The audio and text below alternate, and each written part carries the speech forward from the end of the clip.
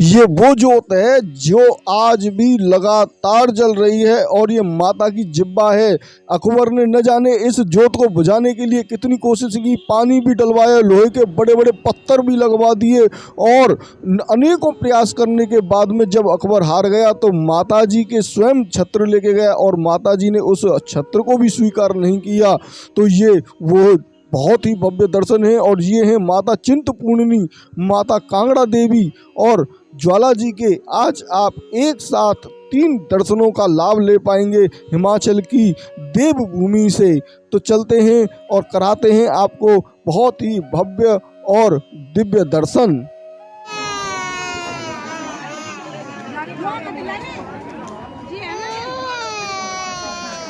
जय माता की, जय श्री राधे, बांके बिहारी लाल की जय। साथियों, मैं मनोज ब्रजवासी संपूर्ण ब्रज दर्शन चैनल में आपका हार्दिक स्वागत करता हूं। आज जैसे हमारे ब्रज क्षेत्र में नई सेमरी माता हैं, जिसमें नगरकोट वाली माता के नाम से भी उन नई सेमरी वाली माता को जाना जाता है। तो नगरकोट वाली जो माता हैं वो हैं हिमाचल प्रदेश में कांगड़ा ज़िले में। तो आज उसी की जानकारी लेने के लिए कि कैसे ध्यानु भक्त का वहाँ पर जो रूप है और कैसे आगरा से एक आरती आती है, उस आरती को किया जाता है और फिर लट्ठों से भी पूजा जाता है। तो उसके संपूर्ण रहस्य को हमने यहाँ पर जाना। हाल में हम आपको 5000 वर्ष पुराने ये भैरव बाबा हैं और ये ऐसे भैरव बाबा हैं, जब भी कोई संकट आता है या कोई किसी भी तरीके का विपदा आती है इस मंदिर पे, तो इनकी आंखों से आंसू बहने लगते हैं।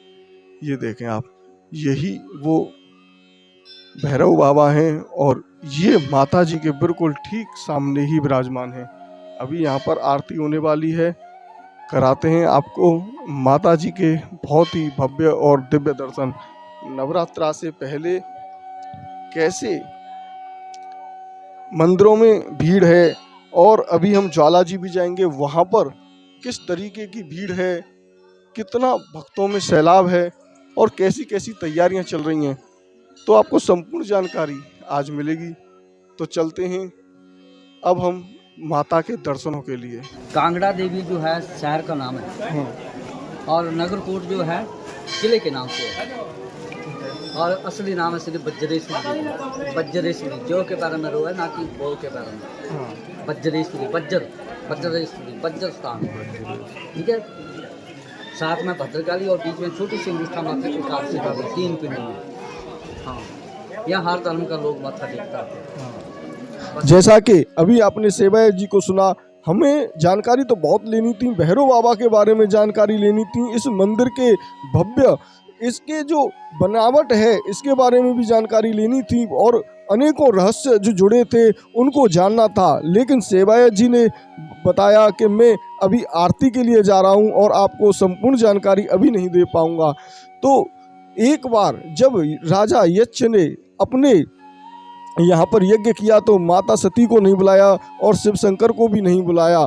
तब माता सती उस यज्ञ में भाग लेने के लिए चली गईं और अपने प्राणों की आहुति उस यज्ञ में बलिदान करके उन्होंने दे दी। जब ये महादेव को पता चला तो बड़े ही क्रोधित हुए और उन्होंने माता सती के शव को अपने कंधे पर लेकर तीनों लोकों में भ्रमण करने लगे। इस पर जो चक्रधारी विष्णु भगवान थे उनके पास सभी देवता चले गए और त्राही त्राही मचाने लगे। तब उन्होंने उस चक्र से उस माता के सबके खंडन कर दिए और जब 51 भागों में उस शरीर के अलग अलग भाग विभाजित हुए, तब एक भाग कहीं और गिरा, एक भाग कहीं गिरा।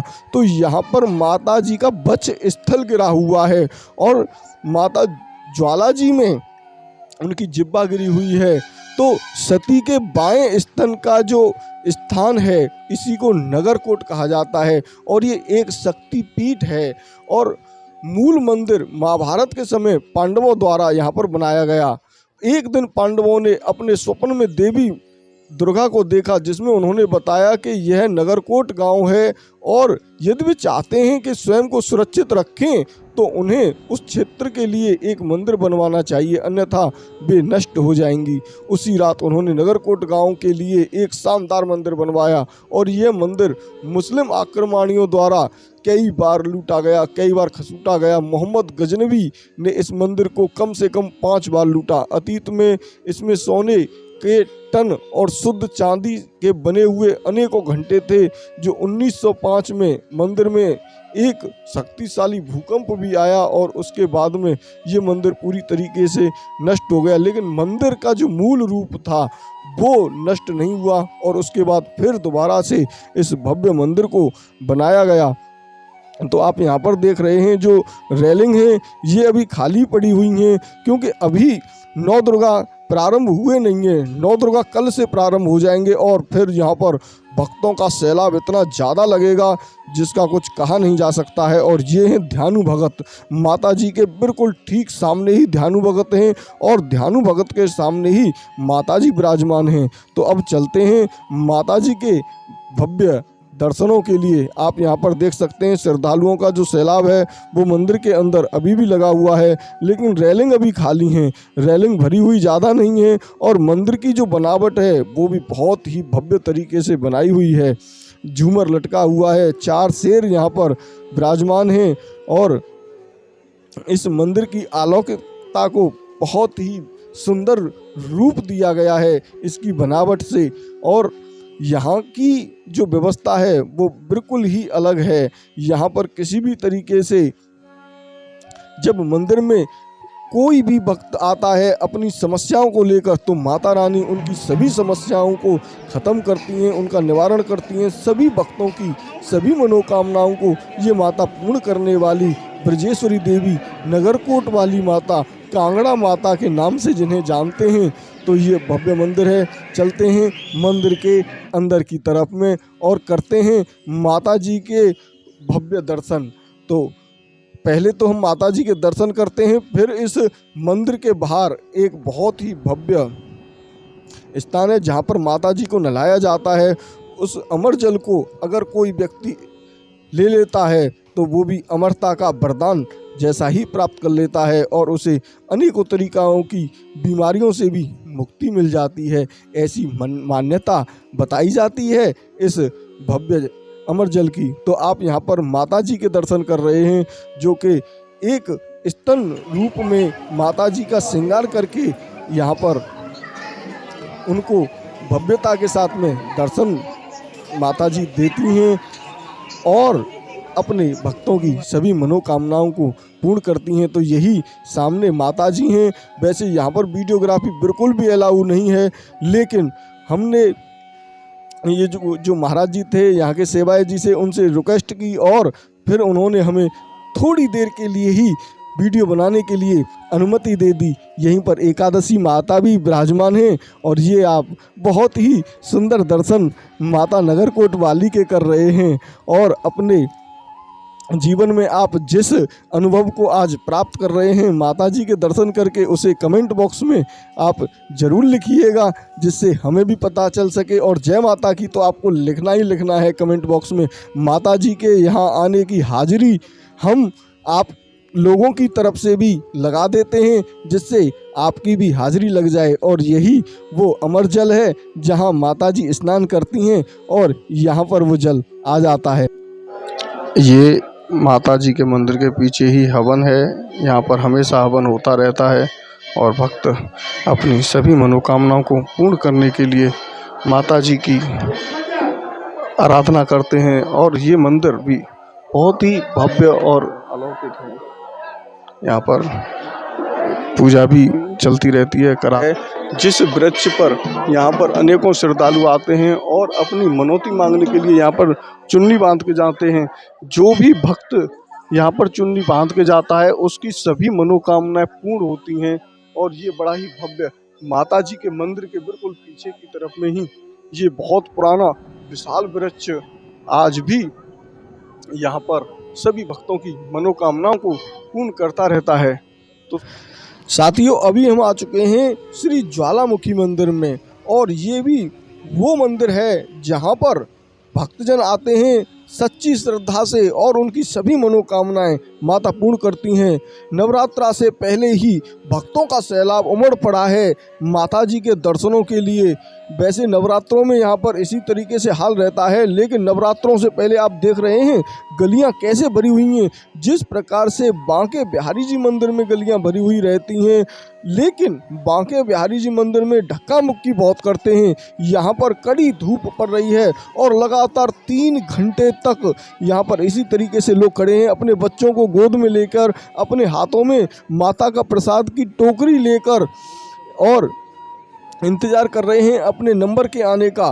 तो 3 घंटे तक इन्हीं गलियों में हम भी खड़े रहे माता जी की कृपा पाने के लिए, माता जी के दर्शन करने के लिए। हम भी इन भक्तजनों के साथ में खुद खड़े रहे और यहाँ पर धूप इतनी तेज़ थी, लेकिन यहाँ सर्दी का जो मौसम है वो ठंडा था, जिसकी वजह से पसीना नहीं आए और ना ही यहाँ पर किसी भी तरीके की कोई दिक्कत हुई। वैसे बच्चे यहाँ पर भी रो रहे थे और परेशान भी हो रहे थे, क्योंकि सफ़र बहुत ही ज़्यादा लंबा था माता जी के दर्शन करने के लिए। और उसके बाद में यहाँ पर गली में 3 घंटे हो गए, उसके बाद अंदर 2 घंटे हो गए। जो अंदर की रेलिंग है उनमें भी काफ़ी ज़्यादा समय माता जी के दर्शनों के लिए लगता है और 12 बजे यहाँ पर दर्शन बंद हो जाते हैं। 12 बजे से लेकर 1 बजे तक दर्शन बंद होने की वजह से और ज़्यादा यहाँ पर श्रद्धालुओं का जो सैलाब है वो भी उमड़ा रहता है, क्योंकि उस समय पर माता जी का भोग लगता है और जितने भी श्रद्धालु जन आते हैं जिन्हें भंडारा खाना है, माता जी का प्रसाद खाना है, तो वो लंगर में चले जाते हैं। वो लंगर 12 बजे ही प्रारंभ होता है और उसमें दाल, रोटी, बेसन, चावल, ये सभी चीज़ें माता जी के जो प्रसाद का भोग लगता है, उस भोग को लगने के बाद में श्रद्धालुओं को बैठ के परोसा जाता है और भक्तजन खूब मज़े से आनंद रूप में खाते हैं। ये आप दर्शन कर रहे हैं माता ज्वाला जी के। यहाँ पर दर्शनों के लिए आप देख सकते हैं कितने श्रद्धालु जन यहाँ उमड़ रहे हैं और दर्शन करके अपने को प्रसन्न चित पा रहे हैं। और ये देखें, ये मंदिर के अंदर का हाल है।